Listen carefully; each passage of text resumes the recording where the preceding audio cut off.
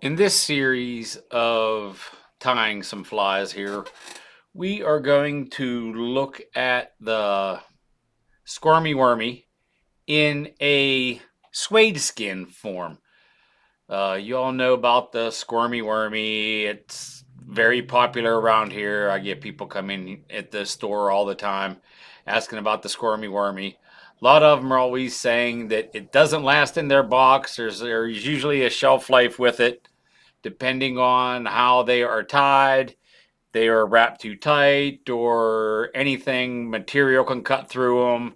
Fish bite them, a little bit short strike them, tear them apart. They just don't last a long time. Um, what we have with this fly is the suede skin squirmy wormy, which we're going to call it.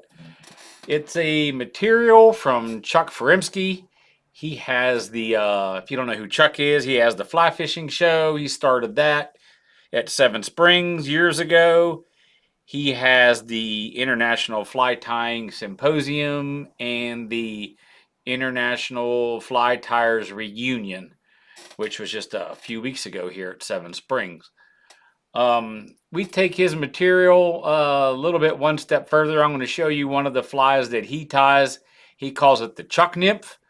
It's basically a shorter version of this squirmy wormy, but he ties it in a black and a brown. Um, I like to tie mine here with a pink. I like to use the rainbow bead. You can see it's red on this side, yellow gets into green. There's a little bit of blue, and it's also using the from Hairline the rainbow scud dub in a dark shade with a Eric's hook. It is a FW 551 in a size 12 jig hook. And on this one, I do believe this is a slotted tungsten bead. It's either a 2.8 or a 3.3. It looks like this one here is the 2.8 version. What I'm going to show you on the counter right here is the 3.3 version of Hairline. We have them at PA Flyco. You can come in, grab them, and we also have. Oh, sorry about that. We also have the suede skin, which I was talking about. It comes in a variety of colors. We probably have about 6, 8, maybe even 10 different colors of the suede skin.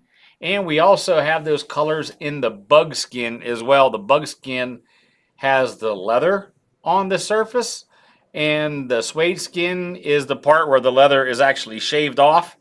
So what you're going to get here when you open up the package, and all the corners of these packages are cut, so you can go ahead and feel what you're getting into. But you can actually see on this suede skin that there is no leather on either side. There's either a smooth side or there's even a really bit of a rougher side. I always like to make the rough side up. I'm going to show you here on a few different flies, a couple of different versions here. The version we have on this hook is the version where we tie it on top of the scud dubbing.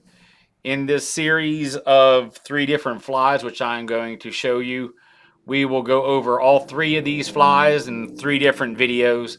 Don't want to make them too lengthy, almost like this one here is already.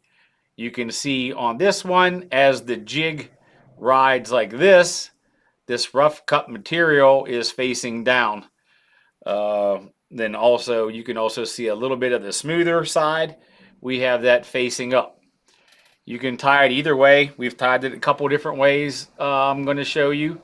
And the ribbing that we are using, it's a wire that we have at PA Flyco. I can twist them up for you. This one here is a 0.02 millimeter version of 4 colors. And I do believe I have one here. Here we go. You can see how much thinner this one here is. This one here is a 0.01 millimeter of 6 different colors, but you could also see the difference in the size as well. This one's a little bit more stiffer on a 2 millimeter than the 1 millimeter here. But I do believe on this one, this is tied with a 0.01 millimeter wire. On this one, again, I'm going to explain to you that this one was tied with the leather on top of the scud dubbing.